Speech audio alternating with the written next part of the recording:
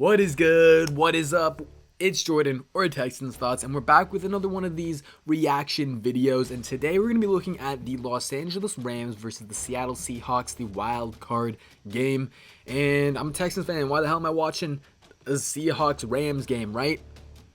Because Brandon motherfucking Staley, Rams defensive coordinator, he is a top head coach option for me. I don't think I made it public yet, but he's always been in my top 5. And it's because he's such an amazing defensive mind. In my opinion, his ability, his X's and O's, his ability to adjust and ability to elevate a defense is actually better than Robert Saleh and Matt Eberflus. The only reason why he's a bit lower, and he's been number 5 for me really, but the reason for that is his inexperience. He's only 1 year at defensive coordinator. And so it's hard to make that leap right away. So that's why he's lower. But his ability to scheme up a defense is so special, man. I think it's revolutionary. And to kind of give some background on him, he is a Vic Fangio disciple. That's where he's learned. He was a linebacker coach with the Bears until he became DC with the Rams. And he's Sean McVay's handpicked guy. Sean McVay said himself that he sees a lot of qualities like himself in Brandon Staley. And that's part of the reason why he picked him. And people say he's the defensive Sean McVay. And I want my hands on that. Oh my God. And so when I learned about that, when I learned about the kind of the leadership qualities and personality qualities that Sean McVay sees in Brandon Staley, it kind of eases my concerns with his experience, because when you don't have that much experience, it's hard for you to kind of lead a team as well. That's part of it as well. And so learning about that, it definitely eased my concern. But let's get into really why he's such a good defensive coordinator. And so, like I said, he's a Vic Fangio disciple, and Fangio prides himself on these 2 high shells. Right? That's what the Rams do too. They do a lot of quarters coverage, a lot of mix, but they'll mix it up. They will mix it up, and that's the important thing. It's easier to mix up coverages when you're in that too high look. And they'll still get pressure on the quarterback despite playing too high, despite playing, maybe some people think of that type of defense as more conservative, right? They don't.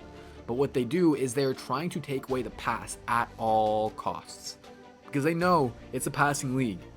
And so they want to stop the best passing offenses. And so what they do is they'll play with lighter boxes. A lot of the time they'll have 6 in the box, sometimes even 5 in the box. But what it does is it tricks offenses into wanting to run the ball. That's what it does. It entices them to run the ball. And Staley does that because he knows that the run isn't the most efficient option on offense. So he invites the run, but they still stop the run. That's the thing. That's the thing, is they still stop the run because they are coached so well, coached so disciplined. And they do some, and Staley has them do some things around the line of scrimmage where they're moving, they're creating advantageous angles for them versus the run. And a lot of that is adjustments and scheme by him. So that's very impressive to get them as a top run defense unit. And another thing that the system, it really prides itself upon is finding interior pressure. Obviously Aaron Donald, and we'll get to the whole Aaron Donald, Jalen Ramsey thing in a second. But these defensive tackles are very solidly coached up, man. They'll defend the run, but there's also some guys who get after the quarterback. And this is the thing, Brandon Staley elevates a lot of guys on that Rams defense. I get the Aaron Donald, Jalen Ramsey conversation, but can you name another dude on the Rams defense if you're not a Rams fan? It's pretty hard, right? There's not a lot of household names there, and yet they get the entire unit to perform. They're backups too, right? So that you want to talk about elevating talent?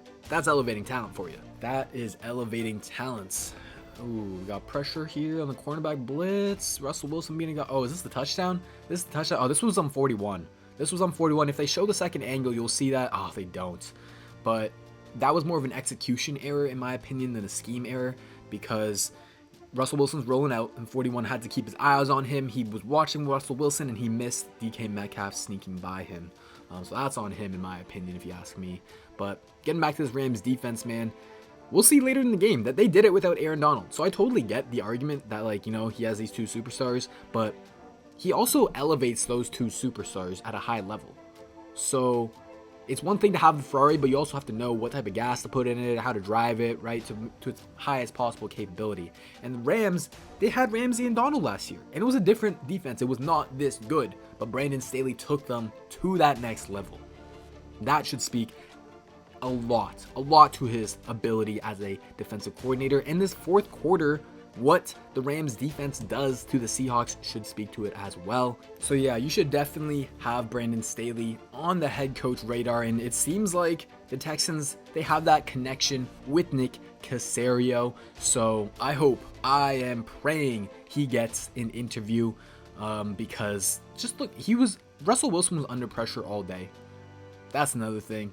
That is another thing, is that he knows how to get pressure generated as well out of those two high looks. It don't matter, man. It don't matter. Give Brandon Staley a chance. He's a young mind, but he's not too young. He's 38, so he's still got that experience, you know. But he's a young mind with high potential, very, very high potential. Now, is he a risk? Absolutely. Absolutely, he's a risk. Any one-year coordinator is a risk. But do your own research on him. You know, don't just take my word for it. Listen to the interviews that Sean McVay talks about him, how highly regarded he is among the players and the coaching staff. And you'll get what I mean. And you'll get what I mean. 3rd and 24. What is happening, man? What is happening, Seahawks? Quick pass. Oh, this is the drive. I think this is the drive where Donald went out, right? I think this is the drive. Yeah, they ended up with 4th and 24. So that's exactly showing it, is they get the job done. They didn't miss a beat despite losing Aaron Donald. So that should help your worries about, oh, the Texans don't have an Aaron Donald, right? What the hell are we going to do? They can still get it done without it. A lot of the Rams' defensive success is about scheme. And we need that, man. We need all the help we can get on defense. Absolutely. 1st and 20, what we got here? Again, 6-man boxes. Trying to play the pass. Ooh, Ramsey and DK, man. Ramsey and DK, that is a matchup, man. Look at this. Okay, this is a perfect example. 6-man box. 1, 2, 3, 4. 2 down linemen, 2 outside linebackers. 2 inside linebackers. 6-man box. Hold the point of attack on the center. Linebackers come in quickly. The defensive tackles know how to get off their blocks. And they can stop the run. That's the whole thing. They invite you to run against a light box, and they trick you, man. They trick you. They trick you. You think you got it, but you don't. But you don't. And I would love to really do a deep dive on Brandon Staley's scheme and do a full film breakdown like I've done for the other head coaches. I don't know if I'm going to do it just yet, because I'm scared I'm going to start doing it and then the Texans are just going to announce that they hired someone else or that they're not even going to interview Brandon Staley. We don't even know that they're going to interview Brandon Staley yet, so I don't want to get it too ahead of it. But if y'all really want to see it, smash the like bucket. Smash the like bucket? I mean, you can do that too, but smash the like button if you want to see a full case for Brandon Staley like I have with the other head coaches. Looks like the game is over. Oh my god, these 4K, 8K, 32K, whatever cameras are, they make me see better than my own damn eyes can in real life. It's crazy. Give me those instead of these shitty ass glasses, man. What we got? Another 6-man box. And you trick them into the run. It's 3rd and 5. What you running for, man? What you running for? But you see this 6-man box. It looks all appealing, right? You licking your chops. But it don't matter. It don't matter because these guys, they win their blocks. A little blitz here to put the pressure on Russ. Let's analyze this blitz a little bit. Okay, guy head up over the center. Guy standing up over the B gap. Another stand up inside rusher. And you got the... Ooh, I like this. Creative looks. You're going to get different looks and creative looks. Oh, of course, after all that, Russell Wilson still runs for 40 yards. But Brandon Staley did his job about putting pressure on Wilson. 20 points, though, against Russell Wilson, man.